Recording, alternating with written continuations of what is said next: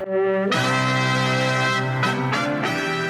upon a time, all across America, we'd spend 3 hours every Saturday morning listening to Casey Kasem's American Top 40. Hello and welcome to American Top 40. I'm Casey Kasem in Hollywood with our countdown of the 40 most popular songs in America this week. Well, We listened because that's how you found out what all the biggest hits in the land were. We were living in a linear world, a time when media could deliver mass because media controlled the pipe that delivered what we knew. All that changed in a moment. This moment.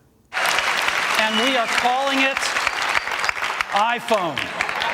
Sure, the internet existed before iPhone, but this gave us anytime access to the world's collective knowledge, ushering in a non-linear, on-demand, give-it-to-me-now era. While humans remain fundamentally the same, our non-linear world has remapped the journey from trigger to purchase. We seldom travel neatly down this old linear funnel from awareness and consideration to preference and purchase and advocacy. Instead, according to research by behavioral architects commissioned by Google, today's modern funnel looks more like this. Welcome to the messy middle, drawn from several hundred hours of observing shopping tasks, covering 310 journeys across 31 categories. Sitting between the twin poles of trigger and purchase, this is a more typical non-linear customer journey. Today, I'll show you how this research can help you untangle the messy middle. Or, as Casey might put it, we're gonna start counting down from the trigger, and we won't stop till we reach the number one outcome. They say this is our new reality, what Google calls the circle of exposure. The sum total of a customer's awareness of brands and products in a category, what's seen in ads, heard by word of mouth, read in the news. It's a manifestation of your brand's penetration, an always-on, constantly changing backdrop that's passively assimilated prior to a purchase trigger. And we're off. When a trigger takes customers from a passive state to an active one, they set out to explore options, expanding their knowledge.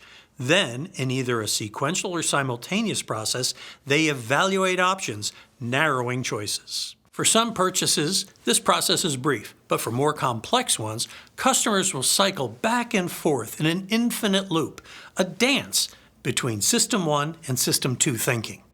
In Thinking Fast and Slow, Daniel Kahneman breaks thinking into two camps. System 1, thinking that's automatic, intuitive, using simple associations. And System 2, thinking that's more conscious, requires effort, evidence, and is guided by logic. Exploration is additive, intuitively System 1, where distinctiveness is your friend. Evaluation, on the other hand, is reductive, guided by System 2 logic. Here, differentiation will further your cause. Almost like relational and transactional modes. But beware, this study showed that sending the wrong signal at the wrong moment could be highly disruptive to the customer journey. Put simply, say the wrong thing the wrong way at the wrong moment and click. You're out. We've traveled back in time to this prehistoric cave to make a point about customer journeys. How we shop really hasn't changed.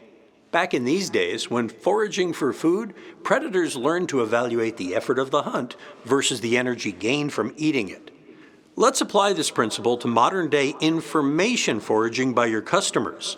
Your information must be an easy hunt, satisfying enough to entice them through the messy middle to purchase. And so it goes in the here and now. Customers flip-flopping between these states, weighing effort versus reward until they're comfortable making a purchase. Behavioral architects identified 6 biases in the explore and evaluate cycles that can help you tip the scales in persuading customers. First, category heuristics. These are shortcuts or rules of thumb for making quick decisions, like camera megapixels, miles per gallon, or carats in a diamond. Authority bias, where we tend to follow people we see as credible.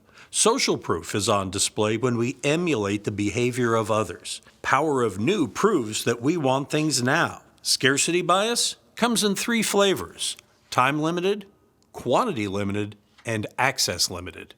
And finally, the power of free. There's something special about the price of free. Each of these biases addresses a cognitive need. Applying them helps you help customers simplify their decision-making. But first, you must show up. Being present to these flip-flop deliberations is where you harvest the benefit of what Byron Sharp refers to as mental availability. When a trigger fires, who do you think of first and feel best about? Not so fast. Remember, customers are promiscuous. They shop around. Showing up at trigger moments means first decoding the customer's category entry points. Let's say this is your piano. One day, you hit a sour note. Needs tuning. Trigger. Our category entry point? Find a piano tuner. Exploration begins. Piano tuning. Boom. Let's see.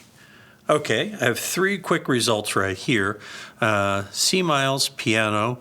I got a 5. Let's check them out real quick here. They're right. Oh. Okay, this is what I mean about showing up. Okay, his website is even hooked up right. I don't want to let him play with my piano. Okay, let's see what else we had on here. Master. Oh, I love my piano, but I don't want to tune it myself. Let's go back up here. Wait a second.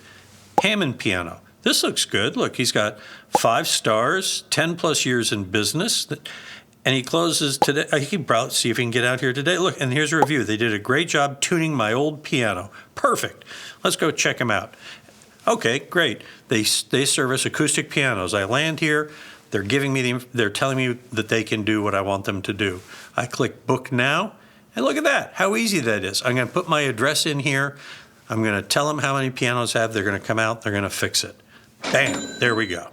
While every customer journey is unique, this should give you a taste of a voyage through the messy middle, an idea of what signals are needed to influence customers as they explore and evaluate. In exploration, consider your category entry points. Do you have a landing page for each one? Does it give a distinct reason that draws the customer closer? And is the page optimized to be found easily by information foragers? Coming on hard here is the wrong voice. Think broadly. You're just showing up and opening the door to examination. When customers flip to evaluation, release your inner Rosser Reeves. What's your unique selling proposition? Lay out your case, features, advantages, benefits, and build confidence with examples, videos, testimonials, reviews. Show up. Distinguish for exploration, differentiate for evaluation, convert. That's how you navigate the messy middle and connect the dots from trigger to purchase. But you're not done. Right here. See this? Purchase begets experience. What do you know? Turns out this isn't a funnel. It's a cycle where purchase experience adds to what the customer knows about your brand and your category. The key takeaway is this: delivering positive customer experiences earns added future exploration because every experience expands your exposure.